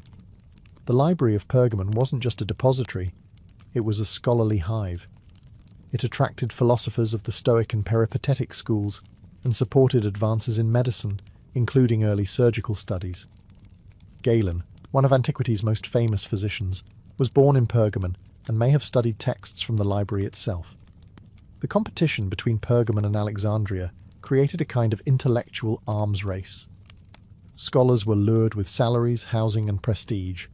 Rulers became patrons of erudition, and cities competed not in war, but in wisdom. It was, for a brief time, a golden age of collection and conservation. Eventually, Pergamon's scrolls would meet a strange fate. When Mark Antony married Cleopatra, he reportedly gifted Pergamon's library, scrolls and all, to Alexandria as a gesture of love. Whether this tale is truth or myth, it symbolises how closely tied these repositories of wisdom were to power, empire, and romance. Though Pergamon's library no longer stands, its legacy lives on in every bound book. Its parchment outlasted empires. Its scrolls may have been lost, but its innovations rewrote history, literally. While the Mediterranean world was trading scrolls and perfecting parchment, across the globe, ancient China was building its own literary empire, one rooted not in myth or firelight, but in bureaucracy, history, and an unwavering respect for the written word. The libraries of the Han dynasty, 206 BCE, 220 CE, weren't just storehouses of knowledge. They were instruments of government, identity, and order. The Han emperors understood something vital. Whoever controls the records controls the narrative. So they created an imperial effort to collect, copy, and standardize texts. This was not just about preserving classics, it was about shaping culture. Confucianism had become the state ideology, and its foundational texts, like the Analects, Book of Rites, and Book of Documents, were meticulously curated and enshrined in imperial libraries. The most notable of these was the Imperial Library at Chang'an, the Han capital. Unlike the Library of Alexandria, it was not open to wandering scholars. It was a state archive, overseen by court historians, scholars, and scribes. Within its walls were not only literary works, but also census records, astronomical observations, maps, legal codes, and genealogies. Every stroke of ink on bamboo strips or silk scrolls was backed by the weight of empire. One of the most influential librarians in history emerged from this system. Liu Xiang, a Han scholar tasked with organizing the imperial collection. He didn't just catalogue books, he edited and annotated them, often deciding which versions of texts would survive.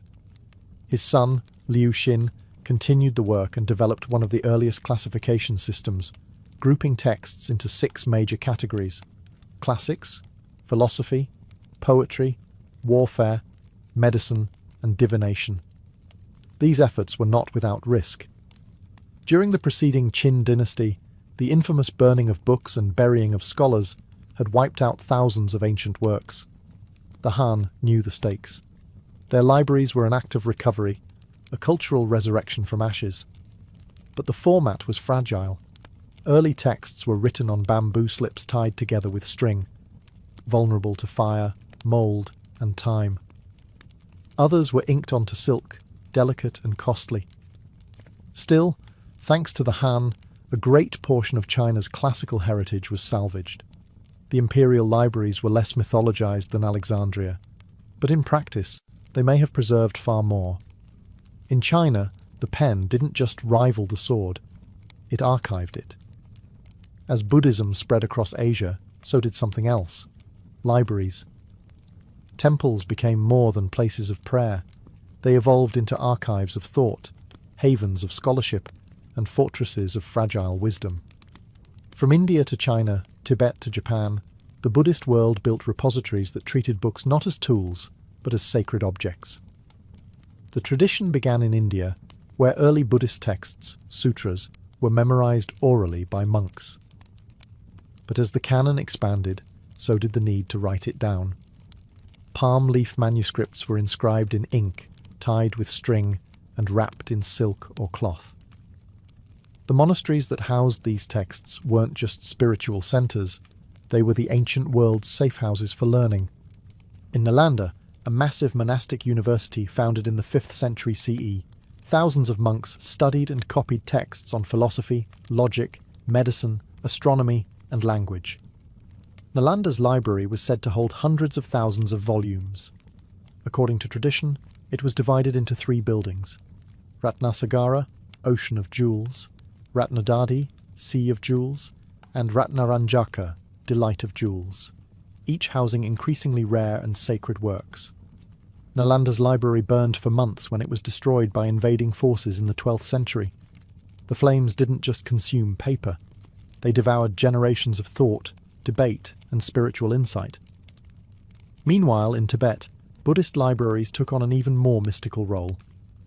Texts were often engraved onto wooden printing blocks or preserved in hand-copied manuscripts. Entire rooms were filled with kangyur, the Buddha's words, and tengyur, commentaries, wrapped in cloth and stored horizontally in shelves built into monastery walls. Each manuscript was a relic. To copy one was an act of devotion. In China and Japan, Buddhist libraries adopted local innovations. The invention of woodblock printing in China allowed for the mass production of sutras, and Japan's Ishiyamadera temple became a hub for storing thousands of scrolls. Monks often buried sacred texts in stone containers, sutra mounds, to protect them from war or decay, believing the words would emerge again in a future, more enlightened age. In the Buddhist world, libraries weren't just places, they were acts of compassion. Preserving a text was preserving the Dharma. Shelves were altars. Ink was prayer. These sacred libraries may have been quiet, but their influence resonated across continents, carrying peace, logic, and enlightenment, one manuscript at a time. When we imagine ancient libraries, we often think of scrolls and parchment, temples and marble. But across the oceans, in the Americas, civilizations were building their own repositories of knowledge. Fragile, beautiful, and largely destroyed before they could be studied. What we lost in the Maya, Aztec, and Inca libraries is not just text, it's an entire world view. The Maya were among the most literate pre-Columbian cultures. They developed a complex writing system of glyphs, combining logograms and syllables, used to record astronomy, rituals, history, and cosmology. Their books, known as codices, were made from bark paper covered in white lime and folded like a screen. These codices were painted in vibrant colours, filled with precision and symbolism, and stored in temple vaults and royal libraries. At their peak, the Maya likely possessed hundreds, if not thousands, of codices. But when the Spanish arrived, most were declared heretical and burned by missionaries. The most infamous case was Bishop Diego de Landa, who ordered vast quantities of Maya books destroyed in 1562. He later wrote, "We found a large number of books in these characters, and since they contained nothing in which were not to be seen as superstition and lies of the devil, we burned them all." Only 4 Maya codices survive today. The Aztecs, too, maintained vast archives of amoxtin, books written on deerskin, agave fibers, or bark paper. These included calendars, tribute records, histories, and myths. Scribes known as tlaquilos painted intricate glyphs and symbols using natural pigments, creating living documents that were part sacred, part administrative. These libraries were often housed in royal palaces and temple complexes. The Inca Empire, though lacking a formal writing system, preserved knowledge through quipu, knotted strings used to record numerical data and possibly narrative information. Stored in state archives, these bundles were read by trained officials called quipucamayos and used to manage the vast empire's census, taxes, and military logistics. But the arrival of European conquest brought brutal cultural erasure. Libraries were torched, quipu burned or buried, and entire intellectual traditions silenced within a generation. Unlike Alexandria or Nineveh, there were no great fires we can point to, just waves of colonial policy and missionary zeal that erased centuries of wisdom. The libraries of the Americas didn't just vanish, they were deliberately unremembered. And the silence they left behind still echoes, louder than words. The story of ancient libraries is not just a tale of preservation, it's a tragic chronicle of loss. Ashurbanipal's clay tablets survived only because fire accidentally baked them solid. The scrolls of Alexandria vanished into smoke. The Maya codices were burned by fearful hands. The Buddhist texts of Nalanda turned to ash under invasion. Time, conquest, and neglect conspired again and again to erase what was once considered eternal. It's estimated that more than 90% of ancient literature is lost. Whole genres have disappeared. Comedy plays of the Greeks, engineering manuals of the Romans, medical treatises from India, historical records from the Americas. We have the names of thousands of works, but not the words. Their absence is a void we can still feel. But why did so much vanish? Part of the answer lies in material. Clay cracks, papyrus decays, bamboo molds, parchment burns. Books before printing were delicate, often unique and vulnerable to even mild humidity. One leaky roof could ruin centuries of accumulated thought. War was worse.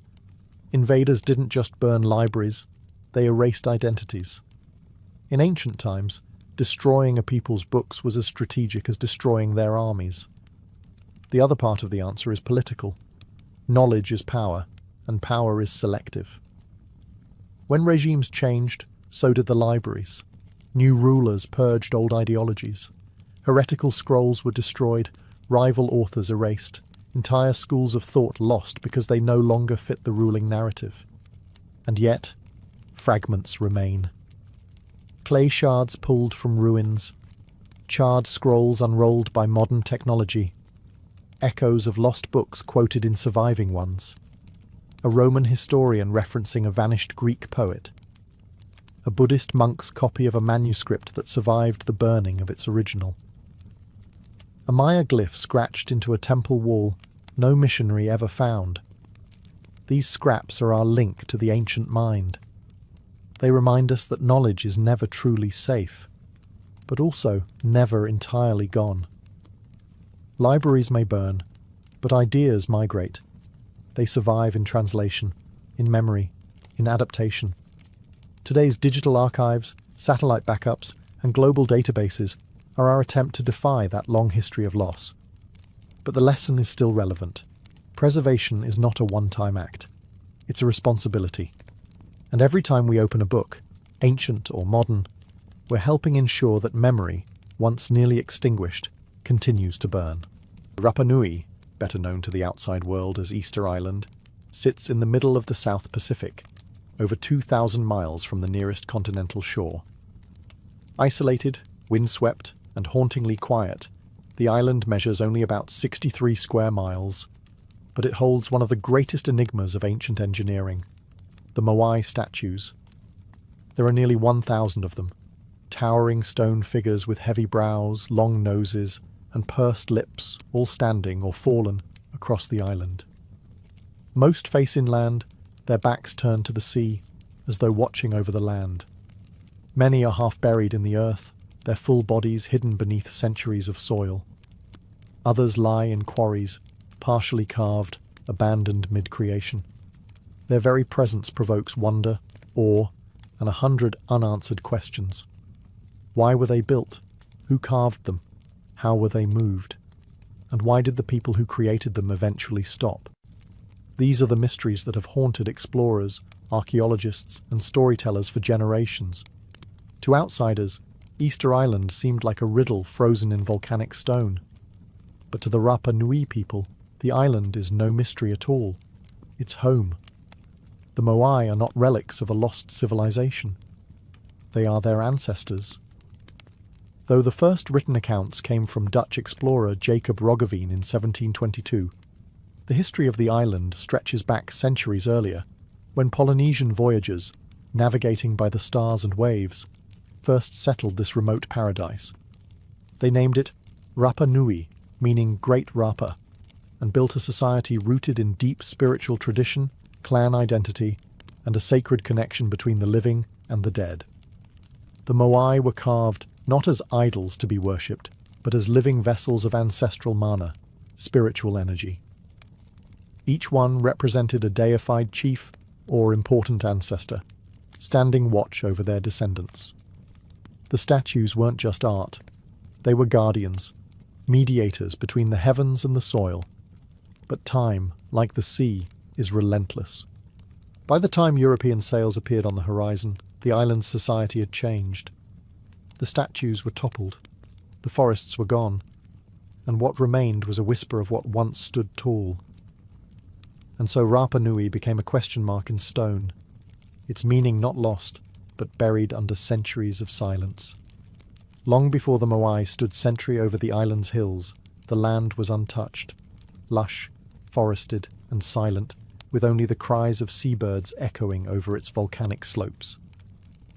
Then, sometime between 800 and 1200 CE, a fleet of Polynesian canoes arrived. These voyagers, masters of the ocean, had navigated thousands of miles using nothing but the stars, ocean swells, and the flight patterns of birds. They came from the Marquesas or Mangareva, bringing with them not just people but pigs, chickens, taro, bananas, and sweet potatoes. Everything needed to build a new world. To land on Rapa Nui was to touch the edge of the earth. It is one of the most remote inhabited islands on the planet, and yet these settlers brought with them a fully formed culture, elaborate social structures, oral history, deep spiritual beliefs, and a tradition of monumental stonework. Over time, the island was divided into clans, each controlling different territories, and each anchored by a sacred ancestor figure, an idea that would soon be immortalized in stone. The early Rapa Nui people thrived. Archaeological evidence shows they built villages, cultivated crops in rock gardens to trap moisture, and raised chickens in stone enclosures. Their society was highly organized, ruled by ariki, chiefs, who wielded both political and spiritual authority. Life on the island revolved around the worship of ancestors, who were believed to influence everything from harvests to weather. This ancestral reverence would eventually manifest in the most iconic way possible, the carving of the Moai. It's important to understand that Rapa Nui was not a lost or primitive culture. It was deeply sophisticated, adapted to its harsh and limited environment, and built on a strong sense of continuity between the living and the dead. The settlers brought more than tools. They brought meaning. And it was this spiritual worldview that shaped the decision to begin carving giants. But for now, in these early centuries, the island was in balance. Forests still covered the land. The sea provided fish. The soil was rich. The first Moai were still generations away, but the foundation had been laid, both culturally and spiritually, for what would become one of the most extraordinary sculptural legacies on Earth. The story had only just begun. At the heart of Rapa Nui's sacred geography lies Rano Raraku, a volcanic crater with steep slopes and soft, carvable stone. It was here that the majority of the island's Moai were born, not from legend or myth, but from painstaking craftsmanship. The rock used was volcanic tuff, a compressed ash stone that was relatively soft and ideal for carving, at least in its early stages. Over time, exposure to the elements would harden the statues into their familiar weathered state. Rano Raraku wasn't just a quarry, it was a spiritual workshop, a place of pilgrimage, sweat, and sacred labour. Out of its cliff faces and hillsides, the Rapa Nui sculptors carved hundreds of Moai, some still half-finished, others completed but never transported. Today, nearly 400 statues remain at the site, frozen mid-process like the workers simply vanished. Carving a Moai was not a casual affair. Each statue was commissioned by a clan to honour a specific ancestor, usually a powerful chief. The designs followed a symbolic formula: an elongated face, heavy brow, long ears, and a prominent nose. The body was often barely indicated, with arms pressed against the torso and fingers carved in thin, stylized relief. The Moai ranged in size from modest 6-footers to the colossal El Gigante, an unfinished statue over 70 feet tall and weighing an estimated 150 tons. Carvers used handheld tools made of hard basalt, a much tougher volcanic rock chipped into chisels and axes. The process took months, even years, requiring teams of artisans who passed down their knowledge through generations. As they worked, the Moai remained connected to the rock wall. Only when nearly complete would they be detached, slid downhill and prepared for transport. What makes Rano Raraku so haunting today is the sheer number of statues still embedded in the earth. Many appear half-buried, but in fact they are full-bodied figures whose lower halves have been swallowed by soil over centuries of erosion. It creates the eerie illusion that the Moai are sinking, when in truth they've been standing patiently, neck-deep in time. This crater was the womb of the island's giants, and it was here that stone and spirit met, where human hands shaped volcanic ash into eternal ancestors. One of the most intriguing features of the Moai is not how they were carved, but where they look. Nearly every Moai statue on Rapa Nui faces inland, away from the ocean. This was no accident. The Moai weren't meant to watch the waves, they were watching the people. Each statue stood on a stone platform called an ahu, a ceremonial site that served both as a foundation and often as a burial place for the individual the Moai represented. These ahu dotted the island's coastlines like spiritual outposts, anchoring each clan's territory and pointing toward the heart of their communities. The Moai, in essence, stood as guardians, embodying powerful ancestors who watched over the villages and offered spiritual protection. To the Rapa Nui people, the Moai were more than sculptures. They were living presences, containers of mana, a sacred energy believed to reside in gods, chiefs, and revered dead. Once erected, a Moai was thought to channel mana into the land, ensuring fertility, good harvests, and the well-being of the clan. They weren't just memorials. They were active participants in daily life, mediators between the spiritual and physical worlds. The Moai's features were intentionally exaggerated to reflect both idealized ancestry and divine authority. The deep-set eyes, high cheekbones, and long noses were visual metaphors for wisdom, strength, and sacred lineage. The long ears may have symbolized the elite class, while the statue's stoic expressions evoked a calm, eternal vigilance. Some Moai were also topped with large red stone topknots called pukau, quarried from a different volcanic site, Puna Pau. These cylinder-shaped additions may have represented hairstyles or ceremonial headdresses, further marking status and reverence. Originally, the statues also had inlaid coral eyes with obsidian or red scoria pupils, giving them a far more lifelike and intense presence than the empty eye sockets seen today. When the eyes were added during ceremonies, the moai were said to see for the first time, transforming from stone to sacred.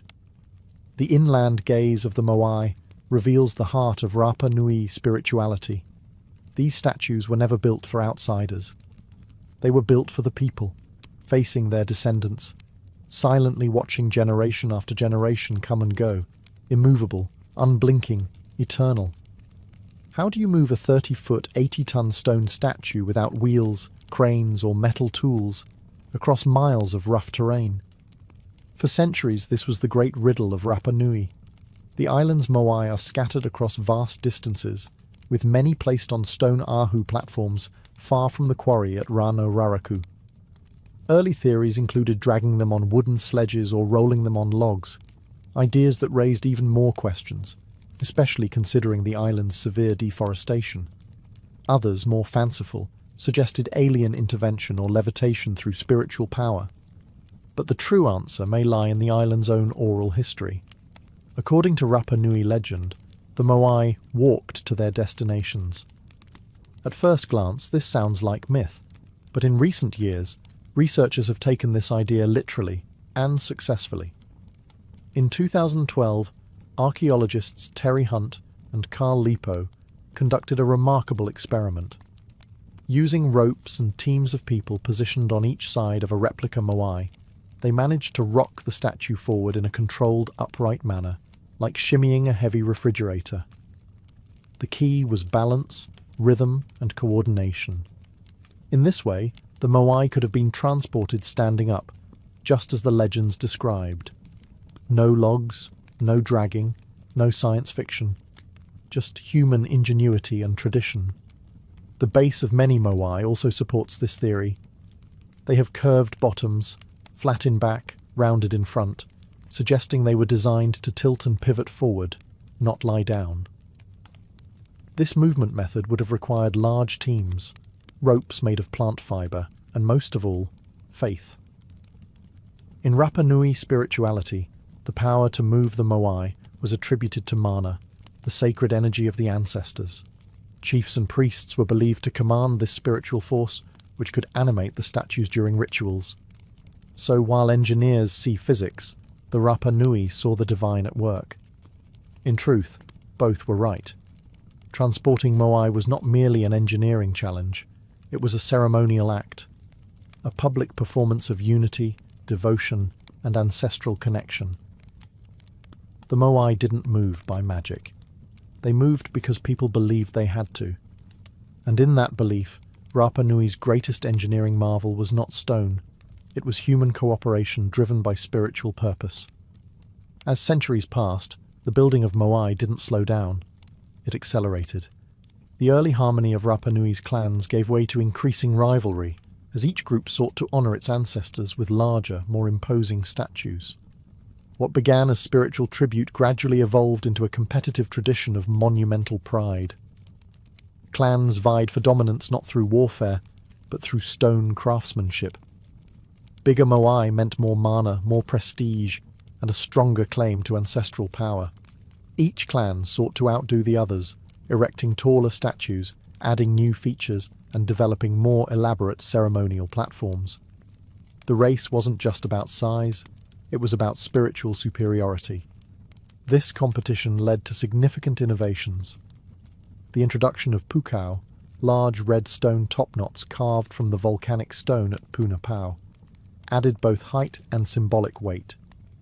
These topknots, some weighing up to 12 tons, may have represented hairstyles worn by high-ranking chiefs or sacred headdresses, visual reminders of divine favour. Moai design also evolved. Early statues were relatively short and wide, but over time they grew slimmer, more angular, and dramatically taller. Some of the later moai exceeded 30 feet in height, towering over villages like ancestral titans. But this escalation came at a cost. To support the growing construction efforts, the island's forests were cut down, timber possibly used for food cultivation, fuel, building canoes, and, according to older theories, statue transportation. As tree cover vanished, soil erosion worsened, agricultural yields declined, and freshwater sources became harder to manage. The very resources that supported the Moai culture were slowly being exhausted, and yet the people didn't stop. Instead, they carved more statues, larger ones. They dug deeper into spiritual traditions, hoping the ancestors would restore balance. But the balance was already tipping. As the island's ecology deteriorated, tensions between clans began to simmer. Competition turned to resentment. The collaborative spirit that had once moved giants was cracking under the strain of survival. The golden age of Moai building had become a burden. But to stop building was unthinkable. The Moai were more than symbols. They were the heartbeat of Rapa Nui's identity. So the islanders continued, carving devotion from stone, even as the earth beneath them thinned. A spiritual arms race was underway, and no one could afford to lose. By the 17th century, the unthinkable had happened. Rapa Nui was unraveling. The very system that had once unified the island, ancestor worship through Moai construction, had pushed its resources to the breaking point. The forests were gone.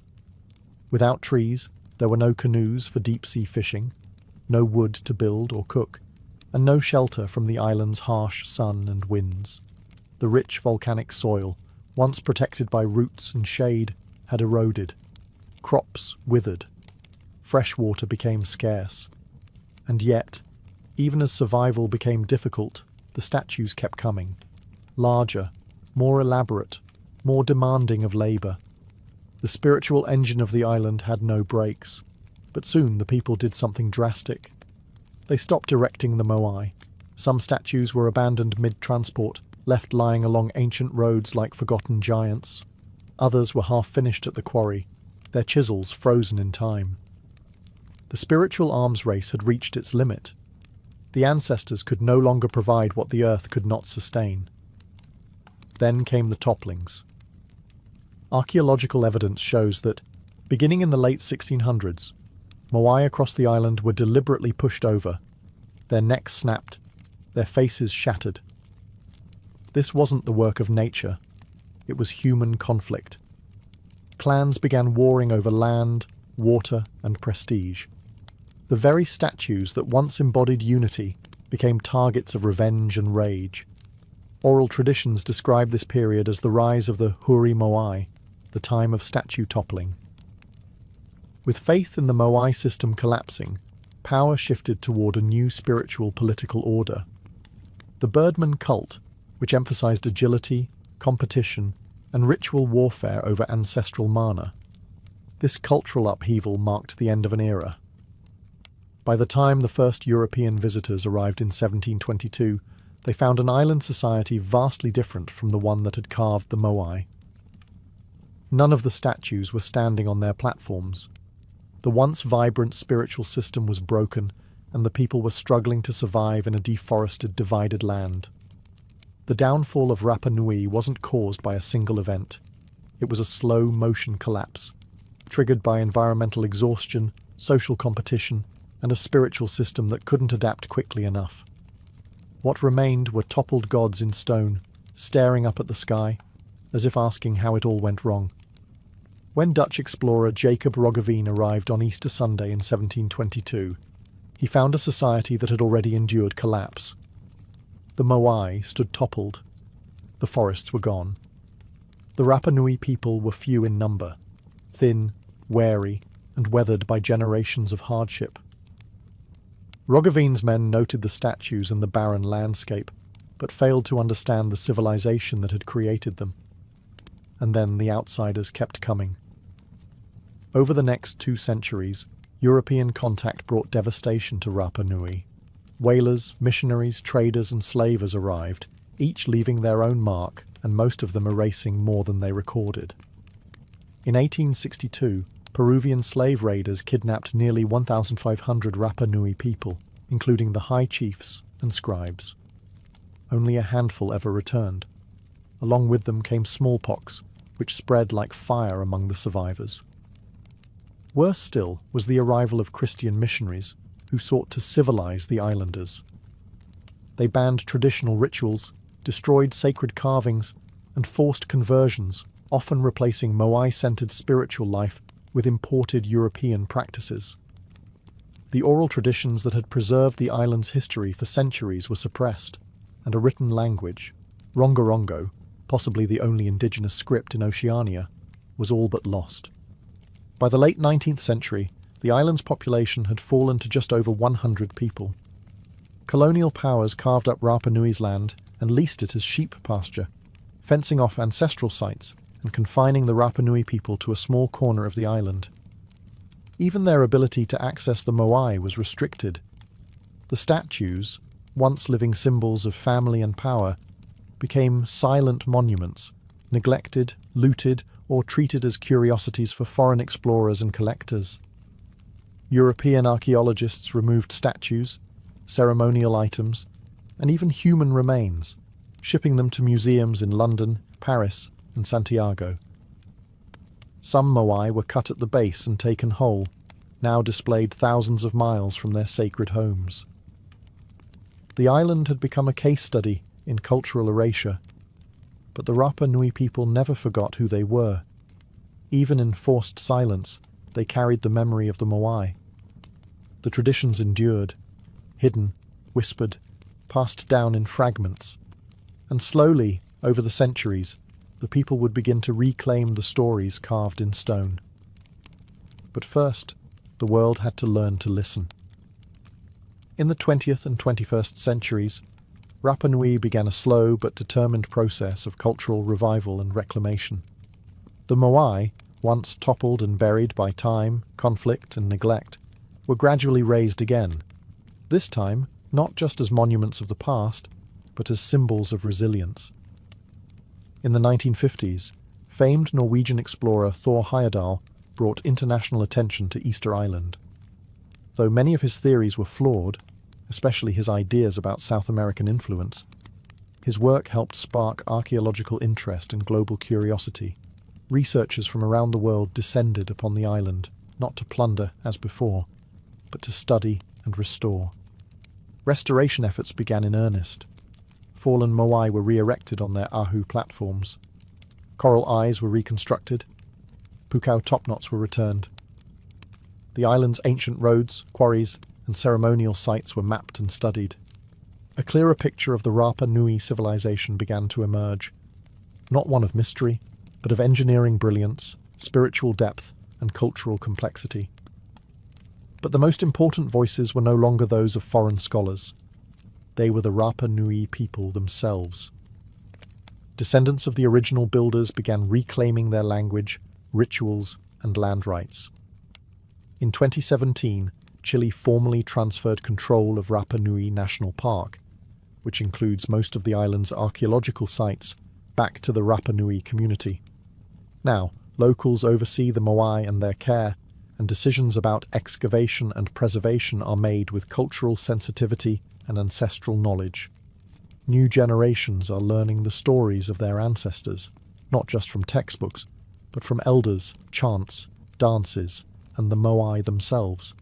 Efforts to decipher Rongorongo, the island's mysterious script, continue with cautious optimism. And global institutions, including the British Museum and the Louvre, face increasing pressure to return Moai and sacred artifacts taken during the colonial period. Today, Rapa Nui stands at a crossroads between memory and modernity. Tourists arrive in waves, and economic development brings both opportunity and risk. Yet the people continue to protect their heritage, not as a frozen relic, but as a living tradition. The Moai no longer serve as silent guardians over a lost world. They now bear witness to survival, to a culture that endured collapse, colonization, and erasure, and still found a way to rise again. Stone cracked, forests burned, voices silenced, but the ancestors still stand.